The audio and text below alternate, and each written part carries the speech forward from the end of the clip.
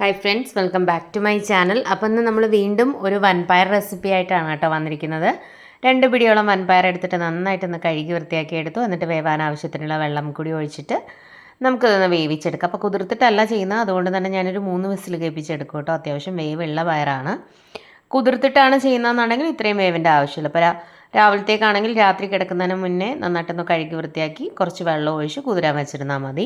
രാവിലെ ആകുമ്പോഴത്തേക്കും കുതിർന്ന് കിട്ടും. അപ്പോൾ പെട്ടെന്ന് തന്നെ വെന്ത് കിട്ടും കേട്ടോ. ഞാനതിൽ ഉപ്പിട്ടല്ല വേവിക്കണത്, കാരണം ചില പയറിൽ നമ്മൾ ഉപ്പിട്ട് കഴിഞ്ഞാൽ വേവാനുള്ള ബുദ്ധിമുട്ടുണ്ടാവും. കല്ല് പോലെ തന്നെ കിടക്കും കേട്ടോ, ഒരു 4-5 വിസിൽ കേട്ടാലും. അതുകൊണ്ട് ഞാൻ ഉപ്പിടുന്നില്ല, പിന്നീട് ഇട്ട് കൊടുക്കാം. നിങ്ങളുടെ ഇഷ്ടത്തിനനുസരിച്ച് ചെയ്യാം കേട്ടോ. അപ്പോൾ ഞാൻ ഒന്ന് അടച്ച് വെച്ചിട്ടുണ്ട്, വേറെ ഒന്നും ഇട്ടിട്ടില്ല. ജസ്റ്റ് വെള്ളം ഒഴിച്ചു അടച്ചു വെച്ചു. ആവശ്യത്തിന് മാത്രം വെള്ളം വയ്ക്കുക, ഒരുപാട് വെള്ളം വയ്ക്കണ്ട കേട്ടോ. ഇനി നമുക്ക് അതൊന്ന് വെന്ത് പ്രഷറൊക്കെ പോയതിന് ശേഷം ഓപ്പൺ ചെയ്ത് മാറ്റി വയ്ക്കണം. ഒരു പാൻ വെച്ചു, കുറച്ച് വെളിച്ചെണ്ണയിൽ തന്നെ ചെയ്യണം കേട്ടോ, അപ്പോഴാണ് കൂടുതൽ ടേസ്റ്റ്. എന്നിട്ടൊരു 3-4 വെളുത്തുള്ളി ചെറുതായിട്ട് അരിഞ്ഞതും ഒരു ചെറിയ കഷ്ണം ഇഞ്ചി ചെറുതായിട്ട് അരിഞ്ഞതും കൂടി ആ എണ്ണയിലേക്ക് ഇട്ട് കൊടുത്തതിന് ശേഷം നമുക്ക് ജസ്റ്റ് ഒന്ന് വഴറ്റിയെടുക്കാം. ഒന്ന് കളർ ചേഞ്ച് ആയി വരുന്ന ഒരു സമയത്ത് നമുക്കതിനകത്തേക്ക് അത്യാവശ്യം വലിപ്പമുള്ള ഒരു സവോളയാണ്. നല്ല ചെറുതൊക്കെ ആണെങ്കിൽ 2 ചേർത്ത് കൊടുക്കാം. ഒരു മീഡിയം ടൈപ്പൊക്കെ ആണെങ്കിൽ 1.5 വേണമെങ്കിൽ ചേർക്കാം കേട്ടോ. അല്ലെങ്കിൽ ഒരു ഒരെണ്ണമായാലും മതി, കുഴപ്പമില്ല. അത്യാവശ്യം വലിപ്പമുള്ളതാണെങ്കിൽ ഒരെണ്ണം മതി. എന്നിട്ട് ആവശ്യത്തിന് ഉപ്പും കൂടി ചേർത്തതിന് ശേഷം നമുക്കൊന്ന് വഴറ്റിയെടുക്കാം. ചിലർക്ക് ഈ സവോളയുടെ ഓവറായിട്ടുള്ള ടേസ്റ്റ് ഇഷ്ടമായിരിക്കില്ല, സവോള അധികം ഇഷ്ടമല്ലാത്തവരുണ്ടാവും. അങ്ങനെയുള്ളവർക്ക് അളവ് കുറയ്ക്കാം കേട്ടോ. ഇനി നമുക്കിത് നല്ല പോലെ ഒന്ന് വഴറ്റിയെടുക്കണം. ചെറിയുള്ളി ഇഷ്ടമുള്ളവർക്ക് ചെറിയുള്ളി ചേർത്ത് കൊടുക്കാം, കുറച്ചുകൂടി ടേസ്റ്റ് ആയിരിക്കും. നല്ല ചെറുതായിട്ടൊരു 10-15 ചെറിയുള്ളി മീഡിയം ടൈപ്പ് എടുത്തിട്ട് കാനം കുറച്ച് അരിഞ്ഞെടുത്താലും മതി നീളത്തിൽ. അപ്പോൾ ഉള്ളി ചേർത്തു, നമ്മൾ അത്യാവശ്യം നന്നായിട്ടൊന്ന് വഴറ്റിയെടുക്കേണ്ടതായിട്ടുണ്ട്. ഇനി ഇതിനകത്തേക്ക് നമ്മൾ പെരിഞ്ജീരകം ഇട്ട് കൊടുക്കണം കേട്ടോ. ഒരു നുള്ള് ഇട്ട് കൊടുത്താൽ മതി, അളവൊന്നും ഒരുപാട് കൂട്ടണ്ട. ഒരു നുള്ള് പെരിഞ്ജീരകം കൂടി ഒന്ന് അത്യാവശ്യം വഴണ്ട് വരുമ്പോൾ വേണം ചേർത്ത് കൊടുക്കാൻ. നമ്മൾ വൻപയർ കൊണ്ടുള്ള ഒരുപാട് റെസിപ്പീസ് ചാനലിൽ ചെയ്തിട്ടുണ്ട് കേട്ടോ, കാണാത്ര അതെല്ലാം ഒന്ന് കണ്ടു നോക്കുക. അപ്പോൾ ഇതാ ഒരു നുള്ള് പെരിഞ്ജീരകം ചേർത്ത്, വലിയ ജീരകമാണ് ചേർത്ത് കൊടുത്തിട്ടുണ്ട്. അപ്പോൾ എനിക്കിങ്ങനെ വൻപയർ റെസിപ്പീസിൻ്റെ മെസ്സേജ് ഒരുപാട് വരുന്നുണ്ട് കേട്ടോ, അത് കൂടുതൽ ചെയ്യണം എന്ന് പറഞ്ഞിട്ട്. അപ്പോൾ നമ്മൾ സെപ്പറേറ്റ് ആയിട്ട് പ്ലേലിസ്റ്റ് ക്രിയേറ്റ് ചെയ്തിട്ടുണ്ടാവും. അതുപോലെ തന്നെ കുറച്ച് ബാക്കിലോട്ടുള്ള വീഡിയോസൊക്കെ ചെക്ക് ചെയ്താൽ നമ്മൾ വൻപയർ റെസിപ്പീസ് ഒരുപാട് ചെയ്തിട്ടുണ്ട് കേട്ടോ. ഉള്ളി അത്യാവശ്യം ഒന്ന് വാടി വന്നപ്പോഴേക്കും ഒരു 1/4 ടീസ്പൂൺ മഞ്ഞൾപ്പൊടി ഇട്ട് കൊടുത്തു. എരിവിനും മുളക് പൊടി നിങ്ങളുടെ എരിവിനനുസരിച്ച് ചേർത്ത് കൊടുക്കാം. ഞാനൊരു 1/2 ടീസ്പൂൺ ചേർത്തിട്ടുണ്ട്. ഒരു 1/4 ടീസ്പൂൺ കുരുമുളക് പൊടി വേണമെങ്കിലും നിങ്ങൾക്ക് ചേർത്ത് കൊടുക്കാം ഇതിൻ്റെ കൂടെ, മുളക് പൊടിയുടെ കൂടെ. അതൊക്കെ നിങ്ങളുടെ ഇഷ്ടത്തിനനുസരിച്ച് ചെയ്യാം. ഒരു 1/4 ടീസ്പൂൺ ഗരം മസാല. നല്ല ഫ്ലേവർ ഇഷ്ടമുള്ളവർക്ക് 1/2 ടീസ്പൂൺ വരെ ആവാം. പക്ഷേ ഒരുപാട് ആ ഒരു മസാലയുടെ കുത്ത് ഇഷ്ടമല്ലാത്തവർക്ക് 1/4 ടീസ്പൂൺ ചേർത്ത് കൊടുത്താൽ മതി. ഗരം മസാല ഇല്ലയെന്നുണ്ടെങ്കിൽ ചിക്കൻ മസാല ഇട്ട് കൊടുത്താലും മതി കേട്ടോ, 1/4 ടീസ്പൂൺ.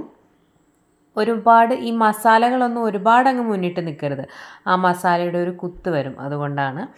എന്നിട്ട് ഒരു മിനിറ്റ് ആ പൊടികളുടെയൊക്കെ റോ ടേസ്റ്റ് മാറുന്നവരെ നമ്മളൊന്ന് വഴറ്റിയെടുത്തതിന് ശേഷം അത്യാവശ്യം വലുപ്പമുള്ള ഒരു തക്കാളി ചേർത്ത് കൊടുത്തു. എനിക്ക് തക്കാളി ഒരുപാട് അങ്ങ് വെന്ത് ഉടയുന്നത് ഇഷ്ടമല്ലാത്തതുകൊണ്ട് ഞാൻ കുറച്ച് വലിയ പീസായിട്ടാണ് ചേർത്തത്. നിങ്ങൾക്ക് തക്കാളി നന്നായിട്ട് അതിലങ്ങ് മിക്സായി ചേരണം എന്നുള്ളവർക്ക് നല്ല ചെറുതായിട്ട് അരിഞ്ഞിട്ട് കൊടുക്കുക. അത്യാവശ്യം നല്ല പഴുത്ത തക്കാളി എടുക്കുക കേട്ടോ, അപ്പോഴാണ് കൂടുതൽ ടേസ്റ്റ്. തക്കാളി കൂടി പൊടികൾ ചേർത്ത് അതിൻ്റെ ആ ഒരു റോ ടേസ്റ്റ് മാറുന്നതിന് ശേഷം വേണം തക്കാളി ചേർത്ത് കൊടുക്കാൻ. തക്കാളി ചേർത്ത് നന്നായിട്ടൊന്ന് വഴറ്റിയെടുക്കുക. തക്കാളി നന്നായിട്ടൊന്ന് ഉടഞ്ഞു വരണം. അപ്പോൾ ഇതിലേക്ക് നമ്മൾ ആവശ്യത്തിന് കറിവേപ്പില കൂടി ചേർത്ത് കൊടുത്തിട്ടുണ്ട്. ഈ സമയത്ത് പ്രഷറൊക്കെ പോയതിന് ശേഷം നമ്മുടെ പയർ കുക്കർ തുറന്ന് മാറ്റി വയ്ക്കുക കേട്ടോ.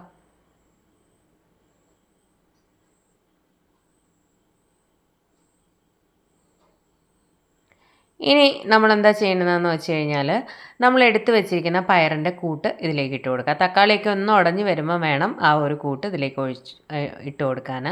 കുറച്ച് വെള്ളം ഉണ്ടാകും, ഞാൻ ആ വെള്ളത്തോടു കൂടി തന്നെയാണ് ഒഴിച്ചു കൊടുക്കുന്നത്. വെള്ളം അങ്ങ് ഒരുപാടാവരുത് കേട്ടോ. ആയിക്കഴിഞ്ഞാൽ നമുക്കിത് വറ്റിച്ചെടുക്കാനുള്ള ബുദ്ധിമുട്ടുണ്ടാവും. ചിലരെന്താ ചെയ്യുകയെന്ന് വെച്ചാൽ നമ്മൾ ഈ പയറൊക്കെ വേവിക്കുമ്പോൾ ഇതുപോലെയുള്ള മസാലകളൊക്കെ ഉണ്ടാക്കുമ്പോൾ ആ വെള്ളത്തിൻ്റെ പ്രശ്നം വരുന്ന കാരണം ആ വെള്ളം മാറ്റും. അതിനുശേഷം പയർ മാത്രം ഇട്ട് കൊടുക്കും. കാരണം നമ്മുടെ പയർ വേവിക്കുന്ന വെള്ളമാകുമ്പോൾ അതിനുള്ള ആ ഒരു ഗുണങ്ങളെല്ലാം ആ വെള്ളത്തിലുണ്ടാവും. നമ്മൾ ആ വെള്ളം മാറ്റിക്കഴിഞ്ഞാൽ അതിൻ്റെ ആ കുറേ ഗുണങ്ങളൊക്കെ പോവില്ലേ. അതുകൊണ്ട് തന്നെ നമുക്ക് ആ വെള്ളം കൂടി ഇതിലേക്ക് ഒഴിച്ചു കൊടുക്കാം. ഉപ്പ് കൂടി ഇട്ടിട്ടുണ്ട്, നമ്മൾ പയറിൽ ഉപ്പ് ഇട്ടിട്ടുണ്ടായിരുന്നില്ല. ഇനി ഇത് നന്നായിട്ടൊന്ന് തിളച്ച് ഉപ്പും എരിവും എല്ലാം പയറിലേക്ക് നന്നായിട്ട് പിടിക്കണം കേട്ടോ. അതുവരെ നമുക്ക് വെയിറ്റ് ചെയ്യാം. നല്ലപോലെ ഒന്ന് തിളച്ചോട്ടെ. തിളച്ച് നന്നായിട്ട് കുറുകി വരണം കേട്ടോ. കുറച്ച് ഗ്രേവി ആയിട്ട് വേണ്ടുന്നവർക്ക് അങ്ങനെ എടുക്കാം. അതല്ല നല്ല തിക്കായിട്ട് കുറച്ചിങ്ങനെ നമുക്ക് റോസ്റ്റ് പോലെ വേണ്ടുന്നവർക്ക് ആ ഒരു രീതിയിൽ എടുക്കാം. നിങ്ങളുടെ ഇഷ്ടം എന്താണോ അതിനനുസരിച്ച് എടുക്കാം കേട്ടോ. ഈ സമയത്ത് ഉപ്പും എരിവും ഒക്കെ ചെക്ക് ചെയ്ത് നോക്കുക. എക്സ്ട്രാ വേണം എന്നുണ്ടെങ്കിൽ ചേർത്ത് കൊടുക്കുക. കുറച്ച് കുരുമുളക് പൊടി കൂടി ചേർത്ത് കൊടുത്താൽ ഒരു പ്രത്യേക സ്വാദാണ് കേട്ടോ.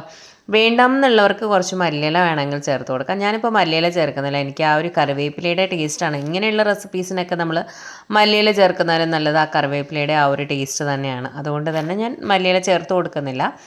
ചിലർക്ക് ഒരുവിധം എല്ലാത്തിലും മല്ലിയില ചേർത്താൽ ഇഷ്ടമുള്ളവരുണ്ടാവും. അങ്ങനെയുള്ളവർക്ക് ചേർത്ത് കൊടുക്കാം. അതുപോലെ തന്നെ നമ്മൾ ആ ഉള്ളിയൊക്കെ വഴറ്റിയ സമയത്ത് കുറച്ച് തേങ്ങാക്കൊത്ത് ചേർത്ത് കൊടുത്താലും നല്ല ടേസ്റ്റാണ് കേട്ടോ. ഉള്ളി വഴറ്റുന്ന സമയത്ത് ചേർത്ത് കൊടുക്കുക, സവോള ചേർക്കുമ്പോൾ തന്നെ. ഇടയ്ക്കൊന്ന് കടിക്കാൻ കിട്ടുമ്പോൾ നല്ല ടേസ്റ്റാണ്. അത് വേണ്ടുന്നവർക്ക് അങ്ങനെ ചെയ്ത് കൊടുക്കാം. അത്രയേ ഉള്ളൂ, സിമ്പിളാണ് കേട്ടോ. നമുക്ക് നല്ല ഡ്രൈ ആക്കി എടുക്കേണ്ടുന്നവർക്ക് അങ്ങനെ. ഇപ്പം നമുക്ക് ചോറിൻ്റെ കൂടെ ആണെങ്കിലും ചപ്പാത്തിയുടെ കൂടെ ആണെങ്കിലും പുട്ടിൻ്റെ കൂടെ ആണെങ്കിലും എന്തിൻ്റെ കൂടെ ആണെങ്കിലും കഴിക്കാൻ പറ്റുന്ന വളരെ ടേസ്റ്റി ആയിട്ടുള്ളൊരു കറിയാണ്. അപ്പോൾ പുട്ടിൻ്റെ കൂടെയൊക്കെ ആണെന്ന് വേണമെങ്കിൽ നമുക്ക് ഒരുപാട് അങ്ങ് ഡ്രൈ ആക്കാതെ കുറച്ച് ഗ്രേവി ആയിട്ട് വേണമെങ്കിലും എടുക്കാം. അതൊക്കെ നിങ്ങളുടെ ഇഷ്ടത്തിനനുസരിച്ച് ചെയ്യാം. ഞാൻ ഒരുപാടങ്ങ് ഗ്രേവി ആക്കുകയല്ല, ഓവർ അങ്ങ് തിക്കാക്കുകയല്ല, ആ ഒരു രീതിയിൽ ചെയ്യുകയാണ്. ഞാൻ ഒരിത്തിരി പച്ചവെളിച്ചെണ്ണ കൂടി ലാസ്റ്റ് ഒഴിച്ച് കൊടുക്കുന്നുണ്ട്. ഓപ്ഷണലാണ്. ഇഷ്ടമുണ്ടെങ്കിൽ ചെയ്ത് കൊടുക്കുക. ആ ഒരു വെളിച്ചെണ്ണയുടെ ഒരു ഫ്ലേവർ കുറച്ചിങ്ങനെ മുന്നിട്ട് നിൽക്കും നമ്മൾ ആ ഒരു സമയത്ത് ഒഴിച്ചു കൊടുത്താൽ. ഞാൻ ഈ ഒരു പരുവത്തിലാണ് എടുക്കുന്നത്. ഒത്തിരി തിക്കുമല്ല എന്നാൽ ലൂസും അല്ല, ഗ്രേവി പോലെയല്ല, ഒരു കുറച്ചിങ്ങനെ പരണ്ടിരിക്കുന്ന രീതിയിൽ എടുക്കും. ഇതിൽ കൂടുതൽ ഡ്രൈ ആക്കേണ്ടുന്നവർക്ക് ഇതിൽ കൂടുതൽ ഡ്രൈ ആക്കാം. കുറച്ച് ഗ്രേവി ആയിട്ട് വേണം എന്നുള്ളവർക്ക് അങ്ങനെയും ചെയ്യാം കേട്ടോ. സിമ്പിളാണ്, പെട്ടെന്ന് ഉണ്ടാക്കിയെടുക്കാൻ പറ്റുന്ന വളരെ ടേസ്റ്റി ആയിട്ടുള്ളൊരു സിമ്പിൾ റെസിപ്പിയാണ്. നല്ല ടേസ്റ്റാണ് കേട്ടോ. എനിക്ക് ചോറിൻ്റെ കൂടെ ഭയങ്കര ഇഷ്ടമാണ്. ഈ ഒരു രീതിയിൽ ചെയ്തിട്ട് നല്ല കട്ട തൈരും ആയിട്ട് കഴിക്കാൻ എനിക്ക് ഭയങ്കര ഇഷ്ടമാണ് കേട്ടോ. തൈര് ശരിക്കും വേണമെന്നില്ല, ഈ ഒരു കറി മാത്രം മതി. പക്ഷേ എനിക്ക് ആ ഒരു കോമ്പിനേഷൻ ഭയങ്കര ഇഷ്ടമാണ്. നല്ല കട്ട തൈരും അതുപോലെ തന്നെ ഈ ഒരു കൂട്ടും നല്ല ടേസ്റ്റാണ്. നിങ്ങൾ മസ്റ്റായിട്ടും ട്രൈ ചെയ്യാം.